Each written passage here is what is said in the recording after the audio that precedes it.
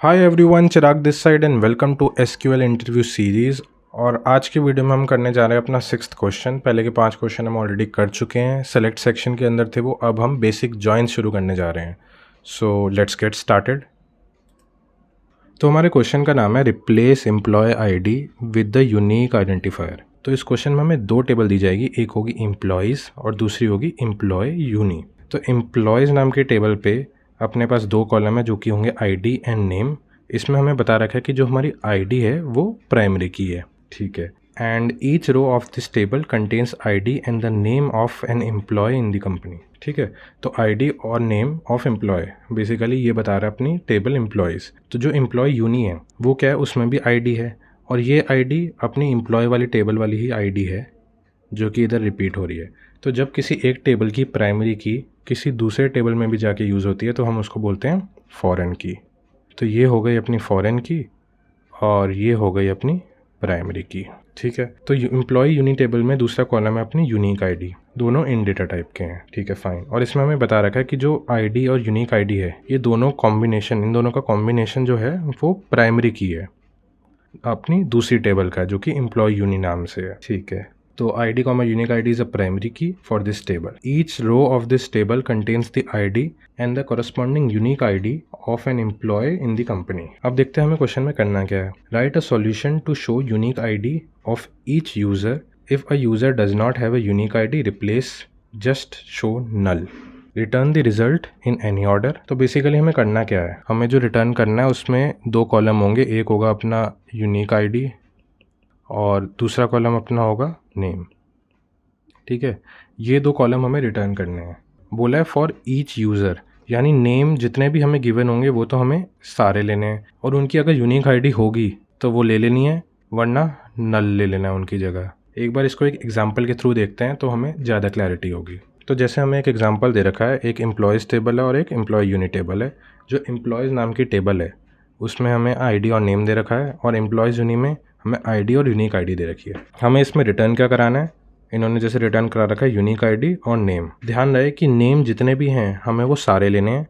Unique ID अगर अपने पास है तो हम डालेंगे, वरना नल प्रिंट करेंगे। तो ये तो हमें देखने से ही पता चल रहा है कि इन दोनों में कोई हम जॉइन यूज़ करेंगे। तो कौन सा जॉइन यूज़ करेंगे, इसमें हम यूज़ करेंगे अपना लेफ़्ट जॉइन। तो लेफ़्ट जॉइन क्यों यूज़ करेंगे हम, क्योंकि हमें दिख रहा है फॉर एग्ज़ाम्पल ये अपनी लेफ़्ट टेबल है और ये हमारी राइट टेबल है। लेफ़्ट राइट से मेरा क्या मतलब है, तो जो हम लेफ़्ट जॉइन कीवर्ड यूज़ करेंगे उसके लेफ़्ट साइड में जो टेबल होगी वो हमारी लेफ़्ट टेबल हो गई और राइट साइड में जो टेबल होगी वो राइट टेबल हो गई। तो बेसिकली हमें करना क्या है, जो अपनी जो लेफ़्ट टेबल है उसकी हमें सारी रोज़ पे जाना है, क्योंकि हमें सारे नेम चाहिए अपने आंसर में प्रिंट करने के लिए। और एम्प्लॉय यूनिट टेबल पे हमें सारी रोज़ पे नहीं जाना, हमें सिर्फ वो यूनिक आईडी चाहिए जो कि अपनी आईडी से मैच कर जाए। फॉर एग्ज़ाम्पल जैसे कि हमें पता है ये अपनी आईडी टेबल 1 में है और ये वाली हमारी जो आईडी है वो टेबल 2 में है। तो जैसा कि हमें दिख रहा है कि जो 3, 11 एंड 90 है, तो 3 पे पड़ा है जोनाथन, 11 पे हमारा है मेयर एंड 90 पे है विंस्टन। तो जो हमारा रिजल्ट होगा उस पर जोनाथन की तो जो यूनिक आईडी होगी दैट वुड बी 1, विंस्टन की यूनिक आईडी हो जाएगी 3 और मेयर की यूनिक आईडी हो जाएगी 2। लेकिन जो हमारा एलिस और बॉब है इनकी तो हमें यूनिक आईडी दे ही नहीं रखी है, क्योंकि इनकी आईडी ही नहीं है अपनी सेकेंड टेबल में, तो इस पर हम नल डाल देंगे। तो लेफ़्ट जॉइन बेसिकली करता क्या है, जो अपनी जो लेफ़्ट टेबल होती है उसकी तो सारी रोज़ पे जाता है और जो अपनी राइट टेबल होती है उसकी वो रोज़ जो अपनी आईडी के साथ मैच करेगी उस पे जाएगा एंड दोनों टेबल जॉइन हो जाएंगी एंड अपना आंसर को हम रिटर्न करवा सकते हैं। एक और बार इसको समझते हैं, हमने लेफ़्ट जॉइन क्यों यूज़ किया, क्योंकि जो हमारी एम्प्लॉयज़ नाम की टेबल है उसमें जितनी भी हमारी रोज़ है उन सब रोज़ को हमें रिजल्ट में प्रिंट करवाना है। बेसिकली सारे नाम चाहिए हमें, जैसे कि हमें क्वेश्चन में ऊपर बता रखा है, ठीक है। एंड एम्प्लॉय यूनिक टेबल में हमें सारी यूनिक आईडी नहीं चाहिए, हमें सिर्फ वही यूनिक आईडी चाहिए जो हमारा नेम है उसको कॉरेस्पॉन्ड कर रही हो। अगर कुछ यूनिक आईडी हमारे आंसर में नहीं होगी वो भी चलेगी, लेकिन जो किसी नेम को रिप्रेजेंट कर रही है वो यूनिक आईडी चाहिए हमें, इसलिए हम लेफ़्ट जॉइन का यूज़ करेंगे। यहीं अगर हमें सारी यूनिक आईडी चाहिए होती और उनके कॉरेस्पॉन्डिंग नेम चाहिए होते, जो कि हो सकता है सारे नेम ना हो, कुछ ही नेम हो उसके कॉरेस्पॉन्डिंग, तो हम राइट जॉइन यूज़ करते। तो ये तो हो गया अपना जॉइन। ऑल्सो इसमें हम एक और काम करेंगे, हम यूज़ करेंगे दोबारा अपने एज कीवर्ड का। एज कीवर्ड बेसिकली किस लिए यूज़ होता है, हमने पहले भी देखा था, वो एलियास के लिए यूज़ होता है। एलियास बेसिकली क्या होता है, निक नेम देना या शॉर्ट नेम देना, है ना। या कुछ छोटा नाम देना, कुछ ब्रीफ में नाम देना किसी टेबल को या फिर कॉलम को, ताकि हम उसको यूज़ कर सकें आसानी से। हमें बड़ा बड़ा ना लिखना पड़े हमेशा कि एम्प्लॉयज़ टेबल या फिर एम्प्लॉय यूनिट टेबल। इसकी जगह हम लिख सकते हैं अपना EM, और इसकी जगह लिख सकते हैं हम EMU। ठीक है, कुछ भी हम शॉर्ट नेम दे सकते हैं जिससे हमें इनके कॉलम को या फिर टेबल को यूज़ करने में आसानी होगी अपनी क्वेरी में। तो इन सब का यूज़ करके एक बार क्वेरी लिख के देखते हैं, उसके बाद मैं आपको फिर से समझाऊंगा कि क्वेरी क्या कर रही है। तो चलो इसको कोड करते हैं। तो सबसे पहले लिखते थे हम अपना सेलेक्ट। ठीक है, तो इस केस में अभी मैं सेलेक्ट को खाली छोड़ रहा हूँ और बाकी की चीज़ें हम भर देते हैं क्योंकि वो आसान है। सेलेक्ट को मैं थोड़ा अच्छे से समझाऊँगा। तो हम आ जाते हैं फ्रॉम पे। तो हमें कहाँ से सेलेक्ट करना है अपना डेटा? हमें सेलेक्ट करना था अपने एम्प्लॉयज़ से और एम्प्लॉयज़ यूनिट से। तो हम सबसे पहले लिखेंगे इधर एम्प्लॉयज़, और क्योंकि एम्प्लॉयज़ वर्ड बड़ा है और बार बार लिखने में दिक्कत होगी इसलिए हम इसके आगे लिख देंगे यानी इसका हमने एक निकनेम दे दिया फाइन। और उसके बाद हमने क्या करना है? लेफ़्ट जॉइन करना है अपना। लेफ़्ट जॉइन किसके साथ? अपनी दूसरी टेबल के साथ जिसका नाम है एम्प्लॉय यूनी। फाइन, और एम्प्लॉय यूनी को हम बोल देंगे EU। इतना हमें समझ में आ गया। और जब भी हम जॉइन यूज़ करते हैं, चाहे कोई भी जॉइन हो, उसके बाद हमें एक जॉइनिंग कंडीशन लिखनी पड़ती है। तो इस केस में हमारी जॉइनिंग कंडीशन क्या होगी, यानी किस बेस पर हम जॉइन कर रहे हैं, किस बेस पर हम लिंक कर रहे हैं दोनों टेबल्स को। हम करेंगे ID के बेस पर कि इसकी ID यानी जो टेबल 1 है एम्प्लॉयज़ की ID, और जो अपनी एम्प्लॉयज़ यूनी है इसकी ID अगर सेम है तो उस केस में हमें ज्वाइन करना है। तो हम लिखेंगे ऑन, अपना ऑन कीवर्ड यूज़ होगा, e.id is equal to EU.id।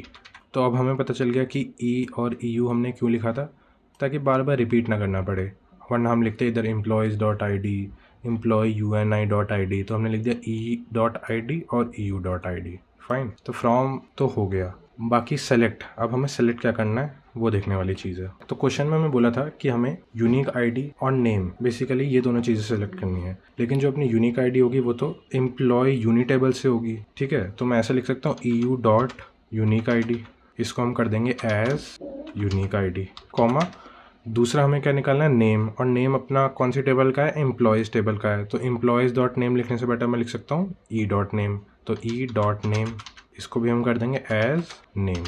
तो हमने सेलेक्ट किया अपना EU टेबल यानी एम्प्लॉय यूनिट टेबल की यूनिक ID, और क्या सेलेक्ट किया हमने? E.name यानी एम्प्लॉयज़ टेबल का जो नेम वाला कॉलम है वो हमने सेलेक्ट किया।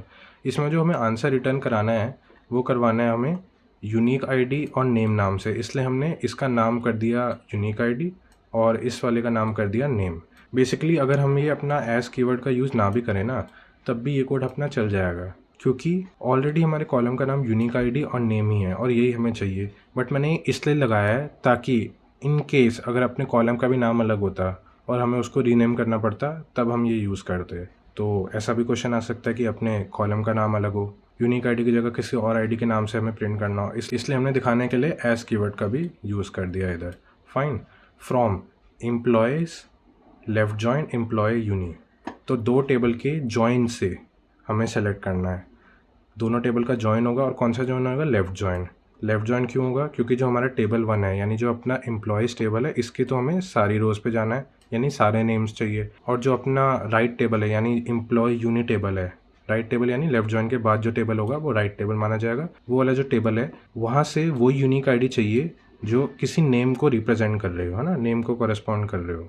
तो इसलिए अपन ने लेफ़्ट जॉइन यूज़ किया है, और जहाँ बात वो नल वैल्यूज़ की वो भी अपना लेफ़्ट जॉइन संभाल लेता है। बेसिकली अगर कोई यूनिक ID मैच नहीं होगी तो लेफ़्ट जॉइन अपने आप नल को रिटर्न कर देगा यूनिक ID में। और जो भी जॉइन हम यूज़ कर रहे हैं उसकी एक कंडीशन हमें लिखनी होती है ऑन कीवर्ड का यूज़ करके। तो हम ऑन यानी किस बेसिस पर हम जॉइन कर रहे हैं, जो अपने एम्प्लॉयज़ टेबल की ID है E.id और एम्प्लॉय यूनिट टेबल की ID है वो दोनों बराबर होगी, उस बेसिस पर हम जॉइन कर रहे हैं। ठीक है, एक बार इसको रन करके देख लेते हैं।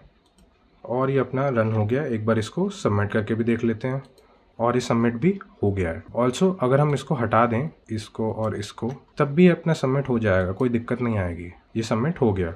हमने क्यों लगाया? ये बताने के लिए कि अगर क्वेश्चन में यूनिक ID की जगह कोई और कॉलम का नाम दिया होता तो हम एज कीवर्ड का यूज़ करते, एलियास बोलते हैं जिसको, निकनेम देना या ब्रीफ में लिखना। ठीक है, या फिर नेम की जगह कुछ और हमें लिखना होता, फर्स्ट नेम, ऐसा कुछ नाम का अगर अपना कॉलम होता तो हम उसको एज फर्स्ट नेम लिखते। फाइन, तो इसी के साथ करते हैं हम अपनी वीडियो को एंड। होप कि आपको समझ में आया होगा। इन केस अगर आपको कोई भी डाउट है तो आप कमेंट सेक्शन में ज़रूर पूछना, एंड अगर वीडियो अच्छी लगी हो तो लाइक ज़रूर करना। अब हम मिलते हैं अपनी अगली वीडियो में एक नए सवाल के साथ। तब तक के लिए गुड बाय।